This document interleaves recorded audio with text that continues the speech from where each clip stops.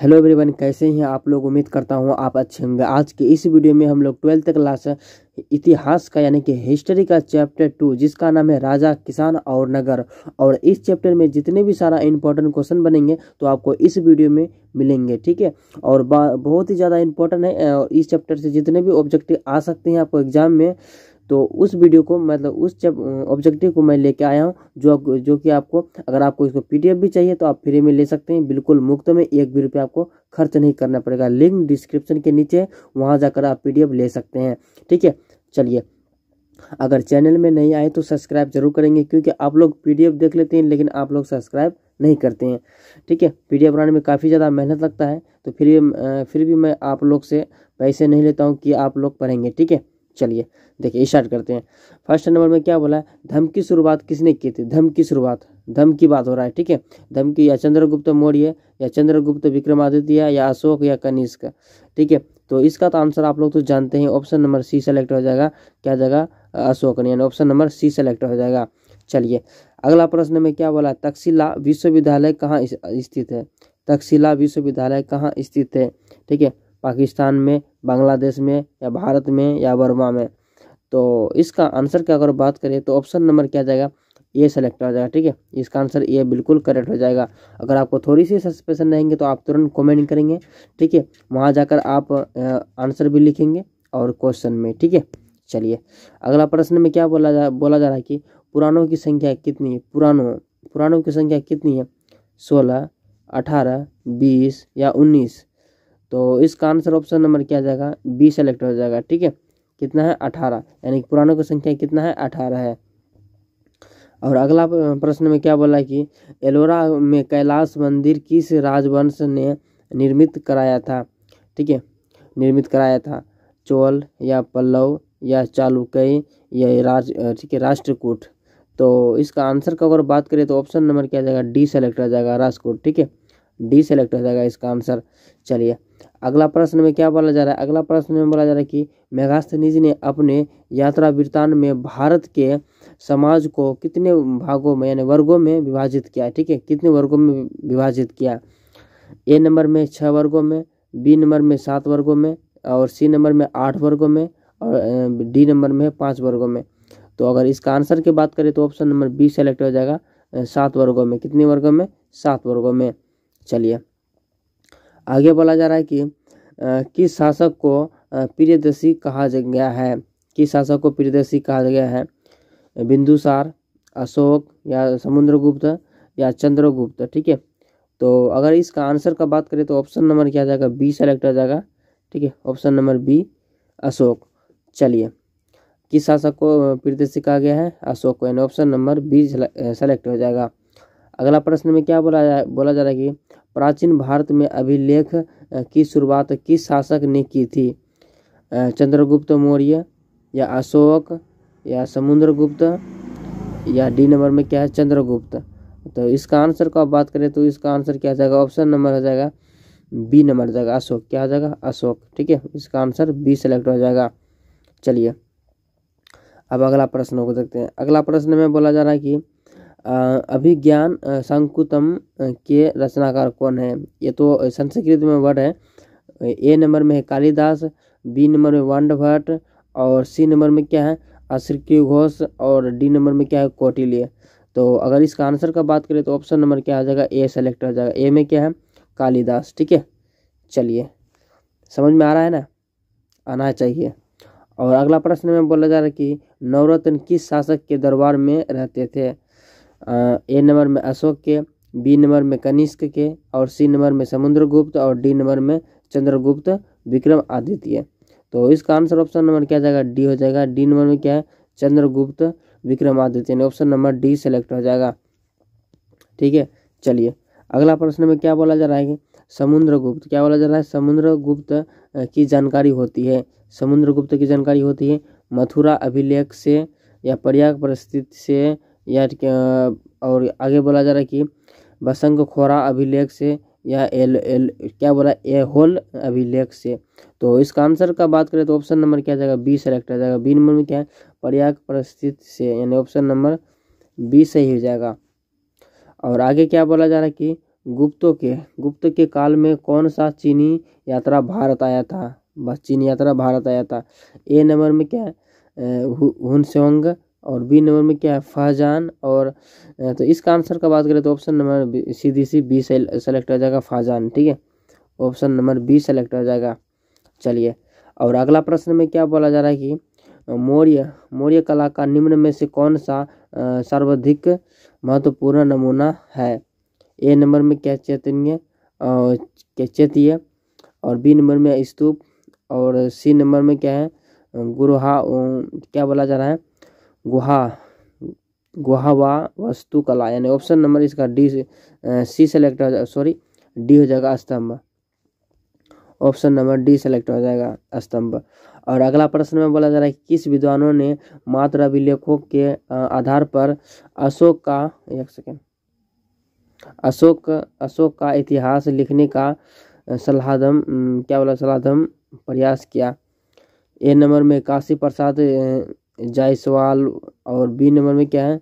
विसेंटर, और सी नंबर में क्या? जेम्स प्रिंसेंग। तो इसका आंसर हो जाएगा ऑप्शन नंबर सी सेलेक्ट हो जाएगा, जेम्स प्रिंसेंग, यानी ऑप्शन नंबर सी सेलेक्ट हो जाएगा।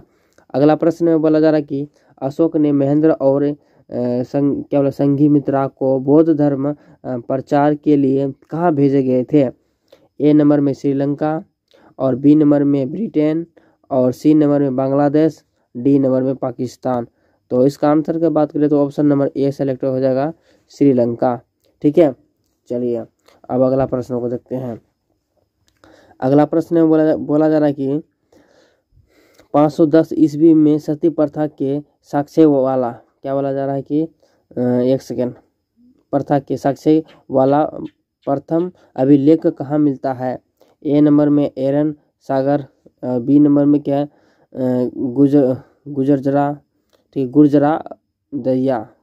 गुजरदैया, और इसका आंसर ऑप्शन नंबर क्या जाएगा? ए सेलेक्ट हो जाएगा, सीधी सी एरन सागर, यानी ऑप्शन नंबर ए सेलेक्ट हो जाएगा। अगला प्रश्न बोला जा रहा है कि भूमि अनुदान के संबंधित प्रथम अभिलेखीय यह प्रमाण किसका है? ए नंबर में मौर्य काल, बी नंबर में सातवाहन काल, सी नंबर में संघ काल, और डी नंबर में गुप्त काल। तो इसका आंसर का अगर बात करें तो ऑप्शन नंबर क्या जाएगा? बी सेलेक्ट हो जाएगा। ठीक है, बी में क्या है? सातवाहन काल। चलिए, अगला प्रश्न में बोला कि किसके अभिलेख में भूमि का, क्या बोला जा रहा है? किसके भूमि का दान उल्लेख मिलता है? ए नंबर में अशोक का, बी नंबर में समुद्रगुप्त, सी नंबर में प्रभावती गुप्त, डी नंबर में इनमें से सभी। तो इसका आंसर ऑप्शन नंबर क्या जाएगा? ए सेलेक्ट हो जाएगा। ठीक है, चल अब आगे देखते हैं। आगे बोला जा रहा है कि यूरोप का समुद्रगुप्त कौन था? यूरोप का समुद्रगुप्त कौन था? ए नंबर में हिटलर, बी नंबर में नेपोलियन, सी नंबर में बिस्मार्क, और डी नंबर में क्या बोला जा रहा है? मुसोलिनी। तो इसका आंसर ऑप्शन नंबर क्या जाएगा? बी हो जाएगा। बी में क्या है? नेपोलियन हो जाएगा, बी सेलेक्ट हो जाएगा इसका आंसर। आगे बोला जा रहा है कि समस्त भारत की नहीं, एशिया एवं यूरोप में सर्वप्रथम हुनों को परास्त करने का श्रेय किस शासक को जाता है? ए नंबर में अशोक, और इसका आंसर ऑप्शन नंबर क्या जाएगा? इसका आंसर ऑप्शन नंबर सीधी सी इसका ऑप्शन नंबर बी हो जाएगा, स्कुंद्र गुप्त, ऑप्शन नंबर बी सेलेक्ट हो जाएगा। चलिए, आगे बोला जा रहा है कि अपने स्वयं के खर्च से सुदर्शन झील की मरम्मत किसने कराई? अपने खर्चे से अशोक ने, कनिष्क ने, या रुद्रम ने, या डी नंबर में? इसका आंसर का और बात करें तो ऑप्शन नंबर सी सेलेक्ट हो जाएगा, क्या है? रुद्रमन हो जाएगा। ठीक है, चलिए आगे बोला जा रहा है कि पाटलिपुत्र नगर की स्थापना उदयन, ठीक है, उदयन यहाँ क्या था? उदयन ने किस नदी के संगम पर की थी? ए नंबर में गंगा, बी नंबर में सोन, और सी नंबर में पुनपुन, या डी नंबर इनमें से सभी। तो इसका आंसर का बात करें ऑप्शन नंबर डी सेलेक्ट हो जाएगा, इनमें से सभी हो जाएगा। चलिए, आगे बोला जा रहा है कि जीवन वेद किस वंश के काल में था? ए नंबर में मौर्य काल, गुप्त काल, हर्यक काल, या डी नंबर में कुषाण काल। तो इसका आंसर ऑप्शन नंबर क्या जाएगा? सी हो जाएगा, हर्यक काल में। ठीक है, ऑप्शन नंबर सी सेलेक्ट हो जाएगा। आगे बोला जा रहा है कि फूट डालकर विजय प्राप्त करने वाला कार्य सर्वप्रथम किस राजा ने किया था? ए नंबर में अजातशत्रु, बी नंबर में? इसका आंसर तो ऑप्शन नंबर ए सेलेक्ट हो जाएगा, अजात शत्रु, यानी ऑप्शन नंबर ए सेलेक्ट हो जाएगा। आगे बोला जा रहा है कि कलिंग युद्ध कब हुआ था? 261 ईसा पूर्व, 251 ईसा पूर्व, सी नंबर में 263 ईसा पूर्व, डी नंबर में 253 ईसा पूर्व। तो इसका answer option number A select हो जाएगा 261 ईसा पूर्व में। आगे बोला जा रहा है कि महावीर ने पारसनाथ के सिद्धांत में एक नया सिद्धांत क्या जोड़ा? ए नंबर में अहिंसा, बी नंबर में ब्रह्मचर्य, सी नंबर में सत्या और डी नंबर में उपग्रह, ठीक है, ऊपरी ग्रह। इसका आंसर ऑप्शन नंबर क्या जाएगा? बी हो जाएगा ब्रह्मचर्य, ठीक है, ऑप्शन नंबर बी सेलेक्ट हो जाएगा ब्रह्मचर्य। आगे बोला जा रहा है कि प्राचीन भारत में धर्म की शुरुआत किस शासक ने की थी? ए नंबर में चंद्रगुप्त मौर्य, बी नंबर में चंद्रगुप्त द्वितीय, सी नंबर में अशोक, डी नंबर में कनिष्क। तो इसका आंसर ऑप्शन नंबर क्या जाएगा? सी हो जाएगा, अशोक हो जाएगा, इसका आंसर सेलेक्ट हो जाएगा। आगे बोला जा रहा है कि प्रस्तुत ग्रंथ इंडिका की रचना किसने की थी? ए नंबर में कौटिल्य, बी नंबर में मेगास्थनीज, सी नंबर में अलबरूनी और डी नंबर में स्तिंग। इसका आंसर ऑप्शन नंबर क्या जाएगा? सी हो जाएगा। एक सेकंड, तो इसका आंसर क्या जाएगा? सी नंबर हो जाएगा अलबरूनी, ठीक है, इसका आंसर सी हो जाएगा। चलिए आगे बोला जा रहा है कि पाटलिपुत्र नगर की स्थापना कब हुई थी? तो ठीक है, ए नंबर में क्या है? मुंडक द्वारा, किसके द्वारा हुआ था? ठीक है, कब नहीं, किसके, पाटलिपुत्र नगर की स्थापना हुई थी। ये तो डेट पूछ रहा है ना, तो किसने किया था ये होना चाहिए। तो बी नंबर में क्या? बिंबिसार द्वारा, और सी नंबर में उदयन द्वारा, और डी नंबर में अजात शत्रु द्वारा। तो इसका आंसर ऑप्शन नंबर क्या जाएगा? सी सेलेक्ट हो जाएगा, उदयन द्वारा। आगे बोला जा रहा है कि अशोक द्वारा ठीक है परिचालित बौद्ध धर्म कहाँ पर चली थी नहीं हुआ था? तो इसका आंसर क्या जाएगा? ए नंबर में सोरिया, बी नंबर में ब्रिटेन, और सी नंबर में श्रीलंका, डी नंबर में जापान। तो इसका आंसर ऑप्शन नंबर क्या जाएगा? बी हो जाएगा। बी में क्या? ब्रिटेन, ठीक है। वैसे तो अभी रात्रि का 2:30 बज रहे हैं, इसलिए थोड़ा दिक्कत हो रहा है वीडियो बनाने में, कोई नहीं। आगे बोला जा रहा है कि वजियों को सामाजिक ग्रंथ में कहा गया है। ए नंबर में गणसंघ, बी नंबर में गणतंत्र, सी नंबर में राजतंत्र, डी नंबर में इनमें से सभी। देखिए इसमें थोड़ा सा सस्पेंशन है, आप इसको ज़रूर बताएंगे। इसका आंसर डी होगा, या इस वीडियो के अकॉर्डिंग मैं बता रहा हूँ इसका आंसर तो बी हो जाएगा, लेकिन आप लोग इसका आंसर जरूर बताएंगे, ठीक है। चलिए आगे बोला जा रहा है कि बिंबिसार का संबंध किस वंश से है? ए नंबर में हर्यक वंश, बी नंबर में गुप्त वंश, सी नंबर में मौर्य वंश से, और डी नंबर में इनमें से कोई नहीं। तो इसका आंसर का अगर बात करें ऑप्शन नंबर क्या जाएगा? ए हो जाएगा। ए नंबर क्या है? हर्यक वंश, ऑप्शन नंबर ए सेलेक्ट हो जाएगा, हर्यक वंश। चलिए अब आगे देखते हैं, आगे क्या बोला जा रहा है कि आगे बोला जा रहा है कि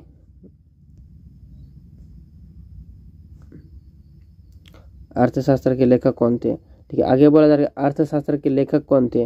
वाल्मीकि, मनु, या कौटिल्य, या वेद व्यास। तो इसका आंसर ऑप्शन नंबर क्या जाएगा? सी हो जाएगा, कौटिल्य, ठीक है। अर्थशास्त्र के लेखक कौन थे? कौटिल्य। चलिए आगे बोला जा रहा है कि पतंजलि के महाभाष्य के से हमें जानकारी मिलती है। गुप्त काल के, मौर्य काल के, या पाक, ठीक है, या 3री शताब्दी ईसा पूर्व। इसका आंसर ऑप्शन नंबर सी हो जाएगा। सी नंबर में क्या है? सी नंबर में हो जाएगा पाकीय मौर्य काल की, यानी ऑप्शन नंबर सी सेलेक्ट हो जाएगा। जैसा एनसीईआरटी में है वैसा ही लिखें, ठीक है, उसी का अकॉर्डिंग चलना पड़ेगा ना। आगे बोला जा रहा है कि अर्थशास्त्र की रचना कब हुई थी? 6ठी शताब्दी ईसा पूर्व, 5वीं शताब्दी ईसा पूर्व, 4थी शताब्दी ईसा पूर्व, डी नंबर 3री शताब्दी ईसा पूर्व। इसका आंसर ऑप्शन नंबर सी हो जाएगा, 4थी शताब्दी ईसा पूर्व, यानी ऑप्शन नंबर सी सेलेक्ट हो जाएगा। आगे बोला जा रहा है कि अर्थशास्त्र और इंडिका से किस राजवंश के विषय में जानकारी मिलती है? तो इसका आंसर ऑप्शन नंबर ए हो जाएगा। ए नंबर में क्या है? मौर्य वंश, यानी ऑप्शन नंबर ए सेलेक्ट हो जाएगा। आगे बोला जा रहा है कि ठीक है राजतंत्रगिनी के लेखक कौन थे? ए नंबर में क्या है? इसका आंसर सी हो जाएगा, विशाखत। क्या जाएगा? विशाखत। Answer option number C select हो जाएगा। आगे बोला जा रहा है कि मौर्यकालीन टकसाल का प्रधान कौन था? टकसाल। इसका आंसर ऑप्शन नंबर क्या जाएगा? पन्याध्यक्ष। क्या जाएगा? टकसाल का प्रधान कौन था? पन्याध्यक्ष, यानी ऑप्शन नंबर सी सेलेक्ट हो जाएगा आंसर, ठीक है। आगे बोला जा रहा है कि पर्याय परिस्थिति की रचना किसने की थी? एन, इसका आंसर ऑप्शन नंबर सी हो जाएगा Hari Sen. Option number C select हो जाएगा हरि सेन।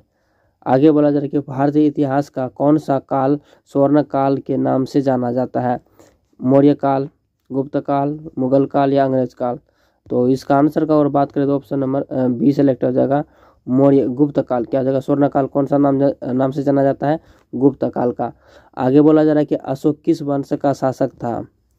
नंद वंश, मौर्य वंश या गुप्त वंश या चोल वंश? तो इसका आंसर ऑप्शन नंबर क्या हो जाएगा? मौर्य वंश। अशोक किस वंश से था? मौर्य वंश। ऑप्शन नंबर बी सेलेक्ट हो जाएगा। चलिए आगे बोला जा रहा है कि धम्म महामात्रों को किसने नियुक्त किया? ए नंबर में चंद्रगुप्त मौर्य, बी नंबर में बिंदुसार और सी नंबर में अशोक, डी नंबर में कनिष्क। तो इसका answer option number C select हो जाएगा अशोक हो जाएगा। धम्म की बात हो जाएगा कहीं पे भी तो डायरेक्ट अशोक हो जाएगा। ठीक है, चलिए आगे बोला जा रहा है कि कनिष्क की ठीक है राज्यारोहण तिथि 48, 78, 88, 98। इसका आंसर ऑप्शन नंबर बी हो जाएगा 78। क्या जाएगा? 78। ऑप्शन नंबर बी सेलेक्ट हो जाएगा। आगे बोला जा रहा है कि किस शिखा ठीक है शिलालेख में अशोक क्या बोला जा रहा है? अशोक के कलिंग विजय का उल्लेख है? क्या बोला जा रहा है? प्रथम, सप्तम मतलब समाप्त या दसम या 13वां? इसका आंसर ऑप्शन नंबर क्या जाएगा? डी सेलेक्ट हो जाएगा 13वां। ठीक है, ऑप्शन नंबर डी सेलेक्ट हो जाएगा। आगे बोला जा रहा है कि 16 महाजनपद में से सबसे शक्तिशाली महाजनपद कौन था? मगध, ठीक है, अवंती या कौशल या गंगाधर? तो इसका answer option number A select हो जाएगा मगध। 16 महाजनपद तो सबसे शक्तिशाली महाजनपद था मगध। आगे बोला जा रहा है कि किस भारतीय शासक को नेपोलियन की संज्ञा दी गई है? चंद्रगुप्त, कनिष्क या समुद्रगुप्त? इसका answer option number C select हो जाएगा समुद्रगुप्त। यानी ऑप्शन नंबर सी सेलेक्ट हो जाएगा। चलिए आगे बोला जा रहा है कि वेदों की संख्या कितनी है? वेदों की संख्या कितनी है? 4 है। ऑप्शन नंबर ए सेलेक्ट हो जाएगा। वेदों की संख्या कितनी है? 4 है। आगे बोला जा रहा है कि मौर्य साम्राज्य का प्रथम शासक कौन था? बिंदुसार, चंद्रगुप्त मौर्य, अशोक या महेंद्र? तो इसका आंसर का अगर बात करें तो ऑप्शन नंबर क्या जाएगा? बी हो जाएगा Chandragupta Maurya. Option number B select हो जाएगा। आगे बोला जा रहा है कि मुद्राक्षर किसकी रचना थी? तो कौटिल्य या विशाखद या मेघास्थनी? इसका आंसर ऑप्शन नंबर क्या जाएगा? विशाखद। ठीक है, मुद्राक्षर किसकी रचना है? विशाखद। ऑप्शन नंबर बी हो जाएगा। आगे बोला जा रहा है कि विक्रमादित्य की उपाधि किस सम्राट ने ग्रहण की थी? इसका आंसर ऑप्शन नंबर बी हो जाएगा चंद्रगुप्त द्वितीय हो जाएगा। ठीक है, चलिए आगे बोला जा रहा है कि चंद्रगुप्त मौर्य का शासनकाल क्या था? तो इसका शासनकाल का ऑप्शन नंबर डी हो जाएगा। डी में क्या? 223 से 298 ईसा पूर्व। ऑप्शन नंबर डी सेलेक्ट हो जाएगा। आगे बोला जा रहा है कि मगध साम्राज्य की स्थापना किसने की थी? तो इसका आंसर ऑप्शन नंबर क्या जाएगा? बिंबिसार हो जाएगा। ऑप्शन नंबर ए सेलेक्ट हो जाएगा। आगे बोला जा रहा है कि अंगुत्तर निकाय के अनुसार महाजनपद की संख्या कितनी थी? तो इसका आंसर ऑप्शन नंबर क्या जाएगा? बी हो जाएगा 16। कितनी थी? 16। महाजनपद की संख्या कितनी थी? 16 थी। जैसे बोलते हैं ना 16 महाजनपद। तो आज की इस वीडियो में हम लोग कहाँ तक पढ़े हैं? यानी कि जो भी एनसीईआरटी के अकॉर्डिंग जितने भी मतलब सब्जेक्टिव ऑब्जेक्टिव बनते थे तो हम लोग कंप्लीट कर चुके हैं। तो अगर आपको वीडियो पूरा आपको अच्छा लगे तो आप लाइक ज़रूर कीजिएगा, क्योंकि वीडियो बनाने में काफ़ी ज़्यादा मेहनत लगता है। तो मिलते हैं एक नेक्स्ट वीडियो में, तब तक के लिए आप अपना ध्यान रखेंगे। और एक बात मैं लास्ट में जाते जाते ये भी बोल दूं कि ये जो आपने अभी इसका जो